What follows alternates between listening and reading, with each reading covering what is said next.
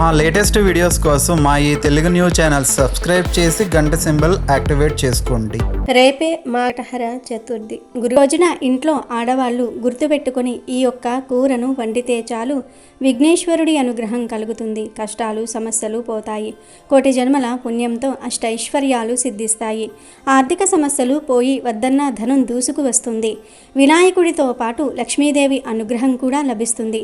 సకల సంపదలు సిద్ధిస్తాయి. కాబట్టి ఈరోజు ఇంట్లో ఆడవాళ్ళు తప్పనిసరిగా ఈ కూరను వండండి. ఇంటిల్లిపాది అందరూ కూడా ఈరోజు ఈ కూరతో భోజనం చేయటం వలన లక్ష్మీ గణపతి యొక్క సంపూర్ణ అనుగ్రహంతో మీరు అపర కుబేరులుగా మారే అవకాశం వస్తుంది. ఈరోజు ఎవరైతే ఈ కూరను తింటారో వారికి ఉండే దరిద్రాలన్నీ కూడా పోతాయి. ధన సమస్యలన్నీ కూడా పోతాయి. సంపాదన పెరుగుతుంది. మరి ఇంతకీ ఈ సంకటహర చతుర్థి రోజు ఏ కూరను తప్పనిసరిగా తినాలి అనే విషయాన్ని ఇప్పుడు మనం ఈ వీడియోలో వివరంగా తెలుసుకుందాం. అంతేకాదు ఈరోజు పూజ సింపుల్గా ఎలా చేసుకోవాలి, నీటిలో ఏం వేసుకుని స్నానం చేస్తే కష్టాలు పోతాయి, ముడుపు ఎలా కట్టాలి అనే విషయాలను కూడా తెలుసుకుందాం. ఫ్రెండ్స్, వేరే వీడియోల అవసరం లేకుండా మీ అన్ని ప్రశ్నలకు సమాధానం ఈ వీడియోలోనే ఉంది. స్కిప్ చేయకుండా చివరి వరకు చూడండి. ఖచ్చితంగా మీకు ఉపయోగపడుతుంది. లైక్ చేసి ఓం మహాగణపతియే నమః అని కామెంట్ చేయండి.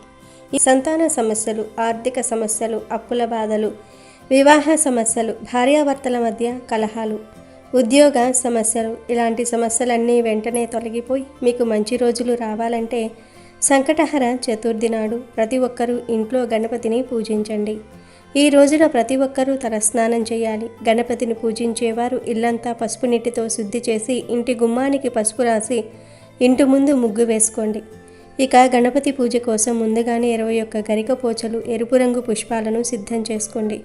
పూజ చేసే ఆడవారు కాళ్లకు పసుపు రాసుకుని కుంకుమ బొట్టు పెట్టుకుని దీపారాధన చేయాలి. ముందుగా మీ పూజ గదిలో ఉన్న గణపతి పటానికి గంధం రాసి కుంకుమ బొట్లు పెట్టి ఎరుపు రంగు పుష్పాలతో గణపతిని అందంగా అలంకరించుకోండి. అలాగే కొన్ని అక్షింతలు కూడా సిద్ధం చేసుకోండి. ముఖ్యంగా ఎర్ర మందార పూలతో గణపతిని పూజిస్తే మీ పూజలకు రెట్టింపు పుణ్య ఫలితం లభిస్తుంది. అలాగే గణపతి చిత్రపటానికి గరికమాల వేసి నమస్కారం చేసుకోండి. గరికమాల వేయలేని వారు 21 గరికలను గణపతి దగ్గర పెట్టుకోండి. గరికతో వినాయకుడిని పూజిస్తే ఎలాంటి కోరిక అయినా వెంటనే నెరవేరుతుంది. ఈ విధంగా గణపతిని అందంగా అలంకరించి గణపతి ముందు ఆవు నెయ్యితో కానీ కొబ్బరి నూనెతో కానీ దీపారాధన చేయండి. గణపతి ముందు తప్పనిసరిగా 2 దీపాలు వెలిగించాలి. ఇక పూజలో గణపతికి నైవేద్యంగా 21 ఉండ్రాలు నివేదించండి. ఉండ్రాళ్ళు చేసే అంత సమయం లేదనేవారు బెల్లం ముక్కను నివేదించండి. తర్వాత గణపతికి హారతి సమర్పించి 5 ప్రదక్షిణాలు చేసి మీ తలపైన అక్షింతలు వేసుకొని మీ పూజను ముగించుకోండి. పూజ పూర్తయిపోయిన తర్వాత చివరిగా సంకటహర చతుర్థి వ్రత కథను చదవాలి లేదా వినాలి. పూజ చేసే ఆడవారు ఈ రోజున ఉపవాసం ఉంటే మంచిది. ఇలా ఈరోజు పూజ చేసుకుంటే సకల ఐశ్వర్యాలు సిద్ధిస్తాయి. అలాగే మనలో చాలామంది డబ్బు సమస్యలతో ఇబ్బంది పడుతూ ఉంటారు. అలాంటి వారు ఈరోజు మీ పూజ గదిలో ఉన్న గణపతి చిత్రపటానికి యాలకుల మాల వేసి నమస్కారం చేసుకోండి. యాలకుల మాల ఎలా వేయాలంటే ఒక తెలుపు దారానికి పసుపు రాసి ఆ పసుపు దారానికి 21 యాలకులు గుచ్చి యాలకుల మాల సిద్ధం చేసుకొని ఈ యాలుక్కాయల మాలను గణపతి పటానికి వేసి పూజ చేసుకోండి. ఆ గణపతి ఆశీర్వాదంతో అకస్మాత్తుగా డబ్బు కలిసి వచ్చి అఖండ రాజయోగం ప్రాప్తిస్తుంది. ఈ సంకటహర చతుర్థి రోజు పసుపు లేదా ఎర్రటి రంగులో ఉండే దుస్తులను ధరిస్తే చాలా మంచిది. గ్రహ దోషాలు, గ్రహ పీడలు పోతాయి. సకల సంపదలు సిద్ధిస్తాయి. కనుక ఈరోజు అందరూ పసుపు లేదా ఎరుపు రంగులో ఉండే దుస్తులను ధరించండి. మీ భర్త సంపద బాగా పెరగాలంటే ఈ సంకటహర చతుర్థి రోజున వినాయకుడి పటం ముందు 2 తమలపాకులు పెట్టి మీ భర్త బాగా సంపాదించాలని గణపతికి నమస్కారం చేసుకొని ఈ తమలపాకులను మీ భర్త మీరు చెరొకటి తినండి. అలా తింటే మీ భర్త ఆదాయం ఖచ్చితంగా పెరుగుతుంది. మీ ఇంటికి డబ్బు రావటం ప్రారంభమవుతుంది. కుల సమస్యలతో బాధపడేవారు ఈ సంకటహర చతుర్థి రోజున ఉదయం తలస్నానం చేసి రుణగ్రహిత గణేష స్తోత్రాన్ని చదవండి. ఈ స్తోత్రం చాలా శక్తివంతమైనది. ఈ శక్తివంతమైన స్తోత్రాన్ని చదివితే నెల రోజుల్లోనే మీకు మంచి మార్పు కనిపిస్తుంది. అప్పులు తీరే మార్గాలు తెలుస్తాయి. అలాగే ఈరోజు తులసి చెట్టును పూజించిన వారికి కోటి జన్మల పుణ్య ఫలితం లభిస్తుంది. ఈరోజు ఉదయం సూర్యోదయ సమయంలో కానీ లేదా సాయంత్రం సూర్యాస్తమయ సమయంలో కానీ తులసి కోట ముందు నెయ్యి దీపం వెలిగించి తులసి చెట్టు చుట్టూ 3 ప్రదక్షిణాలు చేసి తులసి మాతకు నమస్కారం చేస్తే మీ మనసులో ఏది కోరుకున్నా సరే అది ఖచ్చితంగా నెరవేరుతుంది. లక్ష్మీదేవి అనుగ్రహంతో మీ ఇల్లంతా ఐశ్వర్యంతో నిండిపోతుంది. మీ ఇంటికి ఉన్న దరిద్రం మొత్తం తొలగిపోయి మీ ఇంట్లోకి ధనలక్ష్మీదేవి అడుగు పెట్టాలంటే ఒక నిమ్మకాయను తీసుకుని దానికి కుంకుమ బొట్టు పెట్టి గణపతి ముందు పూజలో పెట్టి నమస్కారం చేసుకోండి. తర్వాత ఈ నిమ్మకాయను ఒక వస్త్రంలో కట్టి మీ ఇంటి గుమ్మం ముందు వేలాడతీయండి. ఇలా చేస్తే మీ ఇంట్లో ఉన్న దరిద్ర దేవత బయటకు వెళ్ళిపోయి మీ ఇంట్లోకి ధనలక్ష్మీదేవి అడుగు పెడుతుంది. ఈ సంకటహర చతుర్థి రోజు ఇంట్లో గొడవలు పడకూడదు. సంకటహర చతుర్థి రోజు ఇంట్లో ప్రశాంతమైన వాతావరణం ఉండాలి. భార్యాభర్తలు కానీ అత్తా కోడళ్ళు కానీ అన్నదమ్ములు కానీ ఎవరూ కూడా గొడవ పడకూడదు. వాదనలకు దిగకూడదు. ఇంట్లో ఎక్కడైతే అశాంతి ఉంటుందో అక్కడ అలక్ష్మి తాండవిస్తుంది. లక్ష్మీదేవి అలాంటి ఇంట్లోకి కన్నెత్తి కూడా చూడదు. కాబట్టి ఈరోజు ఎంత కోపం వచ్చినా దాన్ని అదుపులో ఉంచుకొని మౌనంగా ఉండటం ఉత్తమం. అలాగే సంకటహర చతుర్థి రోజు సాయంత్రం సమయంలో ఎవరికీ అప్పు ఇవ్వకూడదు. సూర్యాస్తమయం సమయంలో నిద్రపోకూడదు. సాయంత్రం వేళ దీపం పెట్టే సమయంలో నిద్రపోవటం వల్ల ఇంట్లోకి దరిద్రం ప్రవేశిస్తుంది. అంతేకాదు ఈరోజు జుట్టు కత్తిరించటము, గోర్లు కత్తిరించుకోవటం వంటి పనులు పొరపాటున కూడా చేయకూడదు. అలాగే సంకటహర చతుర్థి రోజు ఇంట్లో ఎవ్వరూ ఏడవకూడదు. ఇక ఈ సంకటహర చతుర్థి రోజు స్నానం చేసే నీటిలో గరికను కానీ 5 నేరేడు ఆకులను కానీ 5 వేప ఆకులను కానీ ఈ మూడిటిల్లో ఏదో ఒకటి వేసుకుని స్నానం చేస్తే చాలు. విఘ్నేశ్వరుడి అనుగ్రహంతో సకల శుభాలు కలుగుతాయి. ఇలా స్నానం చేయటం వలన 1 నిమిషంలో కష్టాలు, బాధలు, సమస్యలు పోతాయి. గణపతి అనుగ్రహంతో కుబేరులుగా మారిపోతారు. ఈరోజు ఇలా స్నానం చేస్తే జన్మల పాపాలు, దరిద్రము ఆ నీటి ద్వారా పోతాయి. 1,000,000 జన్మల పుణ్యం వస్తుంది. ప్రతి నెల పౌర్ణమి వెళ్ళిన 3-4 రోజుల్లో సంకటహర చతుర్థి వస్తుంది. ఈ సంకటహర చతుర్థి అంటే గణపతికి ఎంతో ఇష్టం. ఈరోజు గణపతిని ఆరాధించటం వలన సంకటాలన్నీ కూడా పోతాయి, ఆటంకాలు పోతాయి, కష్టాలు పోతాయి. ఈ సంకటహర చతుర్థి అన్న పేరులోనే ఉంది సంకటాలను హరించే చతుర్థి అని. కనుక ఈరోజు భక్తిగా గణపతిని పూజిస్తే ఎలాంటి కష్టాలైనా సరే తొలగిపోతాయి. బ్రహ్మదేవునికి మొదట సృష్టి చేసేటప్పుడు అనేక ఆటంకాలు ఏర్పడ్డాయి. అసలు సృష్టి ఎలా చేయాలో బ్రహ్మకు తెలియలేదు. దాంతో బ్రహ్మ ముక్కు పెట్టాల్సిన చోట చెవి, చెవి పెట్టాల్సిన చోట ముక్కు పెట్టేవాడు. బ్రహ్మ సృష్టి ప్రారంభించిన 1000 సంవత్సరాల వరకు సృష్టిలో ఆటంకాలు ఎదురయ్యాయి. అప్పుడు బ్రహ్మ తపస్సు చేశాడు. అలా 1000 సంవత్సరాలు బ్రహ్మ తపస్సు చేయగా ఒక్కసారిగా వక్రతుండ గణపతి ఒక కృష్ణపక్ష చతుర్దశి రోజు కనిపించాడు. ఆ గణపతి బ్రహ్మ సృష్టిలో ఏర్పడిన వక్రాలను తొలగించాడు. అందుకే ఆయనకు వక్రతుండ గణపతి అని పేరు వచ్చింది. గణపతి ఆది నుండి ఉన్న దేవుడు. బ్రహ్మదేవుడంతటి వాడి ఆటంకాలనే తొలగించిన గణపతికి మన ఇబ్బందులు ఒక లెక్క కాదు. కనుక సంకటహర చతుర్థి రోజు ఆటంకాలు ఉన్నాయి, కష్టాలు ఉన్నాయి అని బాధపడేవారు ఇంట్లో గణపతిని పూజించుకుంటే ఆ కష్టాలన్నీ కూడా పోతాయి. ఇంట్లో పూజ చేయటం కుదరని వారు గణపతి ఆలయానికి వెళ్ళినా కూడా మంచి శుభ ఫలితాలు. ఈ రోజున ఉపవాసం ఉండి వినాయకుడిని పూజిస్తారు. రోజంతా ఉపవాసం ఉండి రాత్రిపూట చంద్రుణ్ణి పూజించి నైవేద్యాలను సమర్పిస్తారు.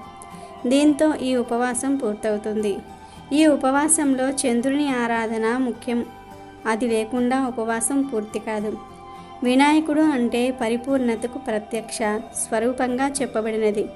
వినాయకుడు తన భక్తుల జీవితాలలో అవాంతరాలను తొలగించటమే కాకుండా సరైన మార్గంలో పయనించుటకు మార్గనిర్దేశ చేయగలిగిన వాడని భక్తుల ప్రగాఢ విశ్వాసం. వినాయకుడిని 2 భార్యలు సిద్ధి, బుద్ధి ఉన్నారు. బుద్ధిని రీతిగా కూడా కొందరు పిలుస్తూ ఉంటారు. ఇక్కడ బుద్ధి శ్రేయస్సును సూచిస్తే సిద్ధి విజయాన్ని సూచిస్తుంది. వినాయకునికి శుభ, లభ అనే 2 కొడుకులు కూడా ఉన్నారు. ఇక్కడ రిధి సంతానమైన శుభుడు మంచికి పేరు ప్రఖ్యాతలకు చిహ్నంగా సూచింపబడితే సిద్ధి కుమారుడైన లభుడు లాభానికి చిహ్నంగా ఉంటారు. అందుచేతనే ఒక్క వినాయకుడిని పూజిస్తే అన్నింటా విజయములు పొందవచ్చునని భక్తుల ప్రగాఢ విశ్వాసము. అలాగే జిల్లేడు మొక్కను వినాయకుని మొక్కగా భావిస్తారు. కాబట్టి ఈ సంకటహర చతుర్థి రోజున జిల్లేడు చెట్టుకు పసుపు నీళ్లు పోస్తే పెళ్లిగాని వారికి త్వరగా పెళ్లి అవుతుంది. కనుక వివాహం ఆలస్యం అవుతుంది అని బాధపడేవారు ఈరోజు జిల్లేడు చెట్టుకు పసుపు నీళ్లు సమర్పించండి. చాలామందికి సొంత ఇంటి కల ఉంటుంది. అలాంటి వారు ఈ సంకటహర చతుర్థి రోజున గోమాతకు గడ్డిని తినిపించండి. స్వయంగా మీ చేతుల మీదుగా ఆవుకు ఆహారాన్ని తినిపించి గోమాతకు నమస్కారం చేసుకుంటే మీ సొంత ఇంటి కల ఖచ్చితంగా నెరవేరుతుంది. అలాగే ఈ సంకటహర చతుర్థి నాడు ఏది చేసినా చేయకపోయినా ప్రతి ఒక్కరూ చంద్రుణ్ణి చూసి నమస్కారం చేసుకోవాలి. ఎందుకంటే మన పురాణాల ప్రకారం ఈ సంకటహర చతుర్థి నాడు ఎవరైతే గణపతిని పూజించి చంద్రుణ్ణి చూస్తారో అలాంటి వారికి భోగభాగ్యాలు సిద్ధిస్తాయని, కోరిన కోరికలు వెంటనే నెరవేరుతాయని స్వయంగా ఆ గణపతి వరమిస్తాడు. ఈ రోజున ఉపవాసం ఉండేవారు చంద్రుణ్ణి చూసి మీ ఉపవాసాన్ని విరమించాలి. విశేషంగా ఈ సంకటహర చతుర్థి నాడు రాత్రి చంద్రుణ్ణి చూస్తూ ఓం చంద్రాయ నమః అనే మంత్రాన్ని చదువుతూ చంద్రుడికి పాలతో ఆర్జ్యం సమర్పించి మీ మనసులో ఏదైనా కోరిక ఉంటే కోరుకోండి. నెల తిరగకుండానే మీ కోరిక నెరవేరుతుంది. ఈ రోజున చంద్రుణ్ణి చూస్తే అనారోగ్య సమస్యలు, కంటి సమస్యలన్నీ తొలగిపోతాయి.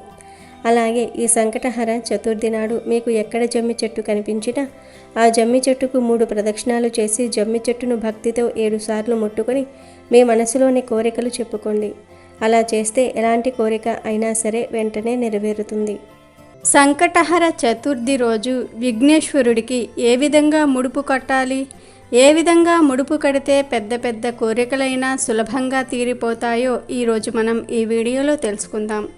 మన జీవితంలో ఎదురవుతున్న ఎలాంటి అడ్డంకులనైనా సరే తొలగించుకునేందుకు, ఎలాంటి సమస్యలను అయినా సరే పరిష్కరించుకునేందుకు వినాయకుడి అనుగ్రహం చాలా అవసరం. అటువంటి వినాయకుడిని ప్రసన్నం చేసుకోవడానికి ఒక విశేషమైన రోజు, అదే సంకటహర చతుర్థి. పౌర్ణమి తర్వాత వచ్చే చవితిని సంకటహర చతుర్థి అని పిలుస్తారు. ఈరోజు వినాయకుడిని పూజిస్తే ఎలాంటి దోషాలైనా తీరిపోతాయి. పెళ్ళి కాకపోవటం, పిల్లలు లేకపోవటం ఇలాంటి సమస్యలన్నీ కూడా తొలగిపోతాయని ప్రతీతి. అయితే మీకు ఏమైనా కోరికలు ఉంటే, అంటే ఇల్లు కట్టుకోవాలి, పిల్లలు చదువుకోవాలి, లేదా పిల్లలు చదువులో పాస్ అవ్వాలి, స్థలం కొనుక్కోవాలి, అప్పులు తీరిపోవాలి, పెళ్లి జరగాలి, సంతానం కలగాలి, ఇటువంటి పెద్ద పెద్ద కోరికలు తీరాలంటే గణపతికి ముడుపు కట్టాలి. మరి ఆ ముడుపు ఎలా కట్టాలో చూద్దాం. సంకటహర చతుర్థి రోజు సాయంత్రం లోపు ఎప్పుడైనా సరే ఈ ముడుపు కట్టుకోవచ్చు. ముందుగా స్నానం చేసి పూజ గదిలో ఆసనాన్ని ఏర్పాటు చేసుకుని దాని మీద విఘ్నేశ్వరుణ్ణి ప్రతిష్ఠించి ఎర్రటి పూలతో, ఎర్రటి అక్షింతలతో స్వామివారిని మీకు తోచిన విధంగా ఆరాధించుకోవాలి. స్వామికి నీరాజన హారతి ఇచ్చుకున్న తర్వాత మీరు సంకల్పించుకున్న మీ కోరికను స్వామివారికి విన్నవించుకోవాలి. స్వామి, నాకు ఈ కోరిక ఉంది, నాకు ఎలాంటి విఘ్నాలు లేకుండా అన్ని విఘ్నాలను తొలగించి నా కోరికను తీర్చు తండ్రి. నీకు ముడుపు కడుతున్నాను, నా కోరికను తీర్చే బాధ్యత నీదే అని చెప్పుకుని స్వామి ముందు ఒక పసుపు రంగు వస్త్రం పరిచి దానికి కార్నర్స్లో 4 వైపులా కూడా పసుపు కుంకుమతో బొట్లు పెట్టుకోవాలి. ఇప్పుడు ఈ వస్త్రంలో మీరు మీ స్తోమతను బట్టి కొన్ని బియ్యాన్ని వెయ్యాలి. 1 సేరుంపావు బియ్యం వేస్తే సరిపోతుంది. ఈ బియ్యంలో 2 రూపాయి కాయిన్స్ వేయాలి. అలాగే 5 వక్కలు, 1 పసుపు కొమ్ము వేయాలి. పసుపు కుంకుమలు జాకెట్ ముక్కకు చివరన మాత్రమే రాయాలి. బియ్యంలో వేయకూడదు, ఎందుకంటే తడి తగిలితే బియ్యం పాడైపోతాయి. ఇప్పుడు ఈ వస్త్రాన్ని మూట కట్టండి. ఈ మూటను స్వామికి ఎదురుగా పెట్టి ఈ మూటకు కూడా అక్షింతలు, పువ్వులు సమర్పించి పూజించాలి. ఆ తర్వాత స్వామి, ఇదిగో నా కోరికను ముడుపు కొడుతున్నాను, నీ ముందు పెడుతున్నాను, నువ్వు స్వీకరించి నా కోరిక తీర్చు తండ్రి అని చెప్పి నమస్కారం చేసుకోవాలి. ఆ తర్వాత ఈ ముడుపును చక్కగా ఒక కవర్లో పెట్టి అంటు తగలకుండా ఉండే చోట, మైలు తగలకుండా ఉండే చోట జాగ్రత్తగా ఉంచుకోవాలి. ఈ మూట చుట్టూ చీమలు పట్టకుండా చీమల మందు చల్లితే మంచిది. సంకటహర చతుర్థి రోజు ఇలా ముడుపు కట్టుకోవాలి. మీ కోరిక ఎప్పుడైతే నెరవేరుతుందో అప్పుడు ఈ ముడుపులోని బియ్యంతో కుడుములు వండి అందరికీ పంచిపెట్టాలి. 1 కుడుమును మాత్రమే మీరు స్వీకరించాలి, మిగిలిన అన్నీ పంచిపెట్టేయాలి. ఇంట్లో వండటం కుదరని వారు దేవాలయంలో ఈ బియ్యాన్ని ఇచ్చి డబ్బులు కట్టి కుడుములు చేసి పంచిపెట్టమని చెప్పండి. లేదా ఇంటి దగ్గర ఈ బియ్యంతో కుడుములు చేసి దేవాలయంలో స్వామివారికి సమర్పించవచ్చు.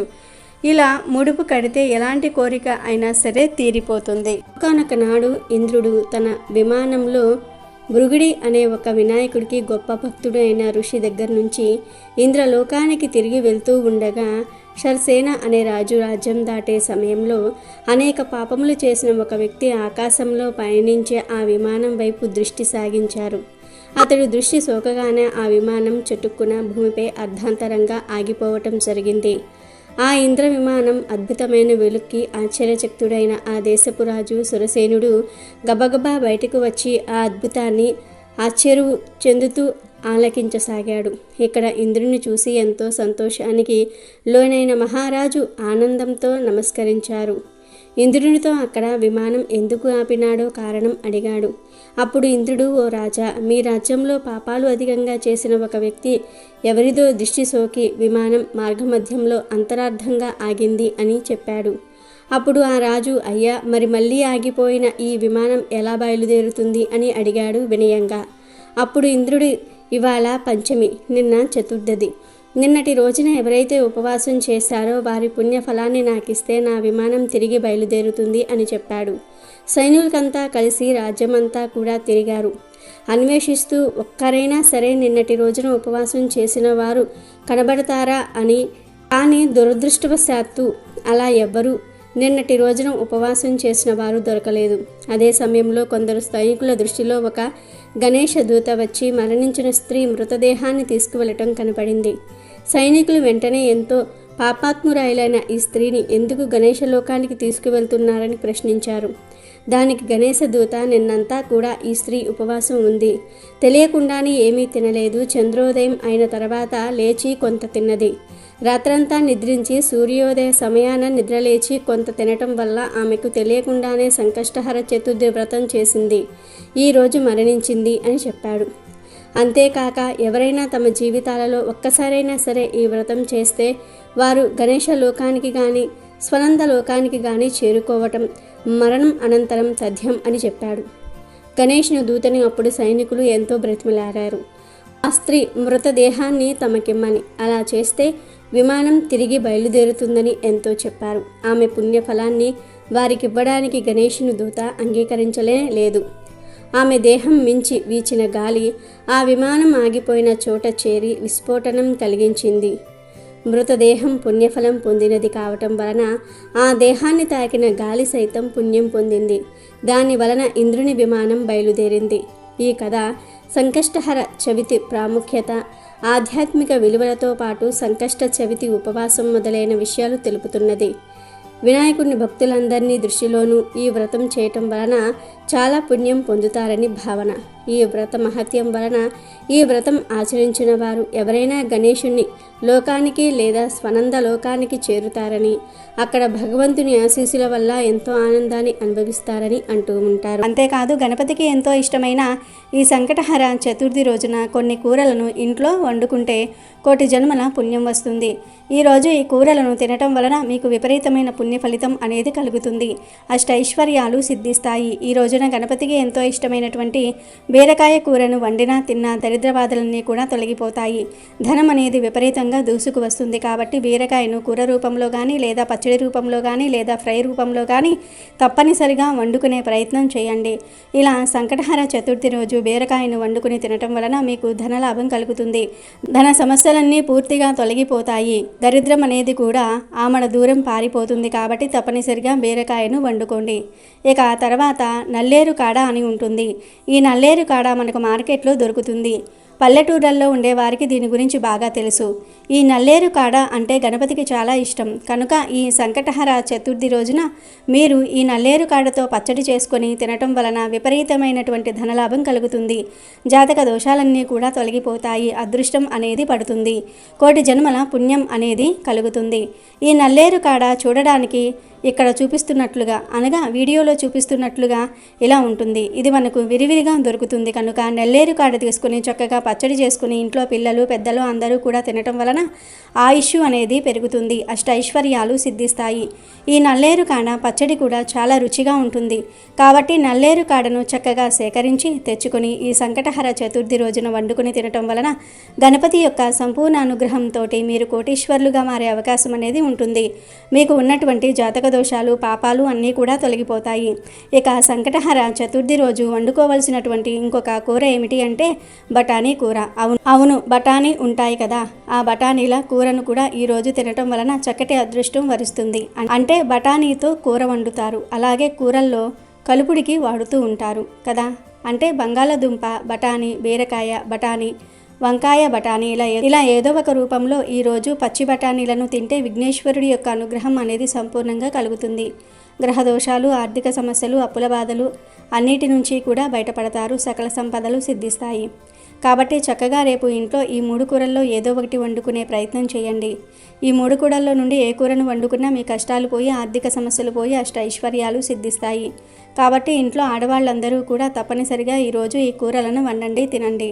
పిల్లలకు కూడా పెట్టండి, ముఖ్యంగా మగవాళ్లకు పెట్టండి. ఇలా తినటం వలన ఇంటిపరమైనటువంటి దోషాలన్నీ కూడా తొలగిపోతాయి. కానీ ఈ సంకటహర చతుర్థి రోజు నాన్ వెజ్ని పొరపాటున కూడా వండటం కానీ తినటం కానీ చేయకూడదు. నాన్ వెజ్ అంటే కోడిగుడ్డు, చికెను, మటను, ఫిష్, చేపలు, రొయ్యలు ఇలాంటివేమీ కూడా వండకూడదు, తినకూడదు. గుడ్డును చాలామంది నాన్ వెజ్ కాదనుకుని తినేస్తూ ఉంటారు, కానీ గుడ్డు కూడా నీచే. ఈ సంకటహర చతుర్థి రోజు గుడ్డు కూడా తినకూడదు. కనుక ఈరోజు ఇంట్లో మాంసాహారం వండవద్దు, తినవద్దు. ఇంట్లో అనే కాదు, మీరు బయట కూడా నాన్ వెజ్ తినకూడదు. అంటే రెస్టారెంట్స్లో, బజారుల్లో, నూడిల్స్ బళ్ళ దగ్గర, బిర్యానీ షాపుల దగ్గర, బజ్జీ బళ్ళ దగ్గర ఎక్కడా కూడా నాన్ వెజ్ తినకూడదు. కేవలం కూరల రూపంలోనే కాదు, ఏ రూపంలోనూ కూడా నాన్ వెజ్ను తినకూడదు. అంటే నూడిల్స్, మంచూరియా, బిర్యానీ, బర్గర్లు, పిజ్జాలు, ఎగ్ పఫ్, చికెన్ లాలీపాప్లు, chicken joints, chicken wings, chicken pakodi, chicken పప్పులు, చికెన్ పప్పులు ఇలా ఏ రూపంలోనూ కూడా నాన్ వెజ్ను తినకూడదు. ఇలా సంకటహర చతుర్థి రోజు ఏ రూపంలోనూ కూడా నాన్ వెజ్ తినకుండా జాగ్రత్తగా ఉండండి. కాదని ఈరోజు నాన్ వెజ్ తింటే సకల దేవతల ఆగ్రహానికి గురి అవుతారు. ఇక మీరు ఎన్ని పూజలు చేసినా ఫలితం అనేదే రాదు, దరిద్రాన్ని అనుభవిస్తారు. కనుక అందరూ కూడా ఈరోజు ఈ ఆహార నియమాలను పాటించండి. ఇక వినాయకుడికి ఎంతో ఇష్టమైన ఈ సంకటహర చతుర్థి రోజున వేప ఆకులతో ఒక పరిహారం చేస్తే చాలు 60 నిమిషాలలో మీ జీవితం మారిపోతుందని శాస్త్ర పండితులు చెప్తూ ఉన్నారు. అసలేం చేయాలి అంటే ఏమీ లేదు. సంకటహర చతుర్థి రోజున ఉదయాన్నే 2 రెమ్మల వేప ఆకులను కోసి తెచ్చుకోండి. వేప ఆకులకు మన కష్టాలను తొలగించి మన జీవితాన్ని అద్భుతంగా మార్చేసే శక్తులు ఉన్నాయి. కనుక వేప ఆకులను తెచ్చుకోండి. తర్వాత ఆ వేప ఆకులను ఒక రాగి ప్లేట్లో కానీ, ఇత్తడి ప్లేట్లో కానీ వేయండి. స్టీల్ ప్లేట్లో మాత్రం వేయవద్దు. ఇలా ఆకులను ప్లేట్లో వేసిన తర్వాత ఆ ప్లేట్ను తీసుకొని వెళ్ళి పూజ గదిలో గణపతి ఫోటో ముందు పెట్టండి. ఫోటో ముందు పెట్టే ముందు కొన్ని పసుపు నీళ్లను వేప ఆకుల మీద చల్లి ఆ తర్వాత ప్లేట్ను గణపతి ఫోటో ముందు పెట్టండి. ఇలా పెట్టిన తర్వాత చక్కగా ఒక ప్రమిదను తీసుకుని దానిని వేప ఆకుల మీద పెట్టండి. ఆ ప్రమిదలో కొబ్బరి నూనెను పోయండి. ఆ తర్వాత 3 లేదా 5 వత్తులు వేసి దీపం వెలిగించండి. ఇలా వెలిగించిన దీపానికి పసుపు, కుంకుమ, అక్షింతలు సమర్పించండి. ఇలా ఎవరైతే ఈరోజు వినాయకుడి ఫోటో ముందు వేప ఆకుల మీద దీపాన్ని పెడతారో వారి ఇంట్లో 60 నిమిషాల్లో అద్భుతం జరుగుతుంది, కష్టాలన్నీ కూడా పోతాయి. ప్రతి సంకటహర చతుర్థి రోజు ఇలా వేప ఆకుల మీద దీపం పెడితే నెమ్మదిగా ధన సమస్యలు పోతాయి, డబ్బు వస్తుంది. మీరు కలకాలం ఆనందంగా ఐశ్వర్యంతో జీవిస్తారు. అదేవిధంగా సంకటహర చతుర్థి రోజున 2 వేప కొమ్మలను తెచ్చుకొని ఆ కొమ్మలను మీ మెయిన్ డోర్కి 2 వైపులా కట్టండి. ఇలా కట్టడం వలన దుష్ట పీడలు, నెగిటివ్ ఎనర్జీ ప్రభావము మీ ఇంటి మీద పడదు, అదృష్టం బాగా కలిసి వస్తుంది. సంకటహర చతుర్థి రోజు వేప ఆకుల మీద దీపం వెలిగించారు. ఆ ఆకులను మరునాడు పూజగది నుండి తొలగించి ఏదైనా వేప చెట్టు మొదట్లో పడేయాల్సి ఉంటుంది. సంకటహర చతుర్థి రోజు వేప ఆకులతో ఈ 2 పనులు చేస్తే ఖచ్చితమైన శుభ ఫలితాలు కలుగుతాయి. కనుక మీరు కూడా సంకటహర చతుర్థి రోజున వేప ఆకులతో ఈ పరిహారాలు చేసి శుభ ఫలితాలను పొందండి. అమెజాన్లో బెస్ట్ డిస్కౌంట్స్ కోసం వీడియో డిస్క్రిప్షన్లో లింకు ఉంది, చూడండి. అలాగే మా టెలిగ్రామ్ ఛానల్ సబ్స్క్రైబ్ చేసుకోండి.